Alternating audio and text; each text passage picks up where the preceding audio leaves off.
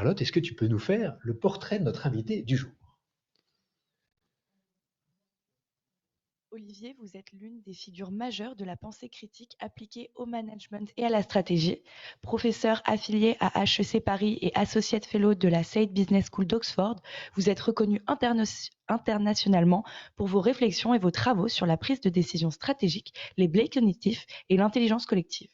Avant de rejoindre le monde académique, vous avez passé plus de 20 ans chez McKinsey et compagnie, où vous avez accompagné des grandes entreprises dans leurs choix stratégiques les plus sensibles.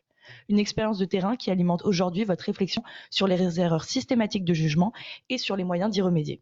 Auteur à succès, vous êtes à l'origine de plusieurs best-sellers, dont Vous allez commettre une terrible erreur et Noise, coécrit avec le prix Nobel d'économie Daniel Kahneman et Cassius Stein.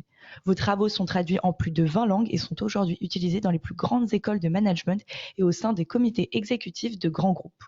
Dans votre nouveau livre, La diversité n'est pas ce que vous croyez, vous allez au-delà des discours convenus. Vous démontrez comment la diversité cognitive peut devenir un véritable levier stratégique puissant. À travers vos recherches, vous invitez les leaders à repenser la manière dont ils écoutent, débattent, collaborent et décident. Votre carrière incarne une exigence constante, celle de penser contre soi-même pour mieux décider avec les autres. Ça nous paraîtrait tout à fait ridicule si on nous disait, tu parles de Rosa Parks, si on disait, en fait, ce qui est bien dans le fait que Rosa Parks ait refusé de s'asseoir à l'arrière du bus, c'est que comme ça, il y a plus de diversité à l'avant.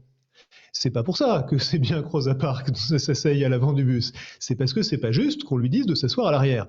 Donc, moi, ma perspective sur la diversité, c'est que on devrait commencer par se demander où est-ce qu'on a un impératif éthique, où est-ce qu'on a une obligation de justice, où est-ce qu'on a une obligation de donner à tout le monde les mêmes opportunités. Je ne vais pas essayer de le dire avec autant d'éloquence que Martin Luther King, mais fondamentalement, la question est là.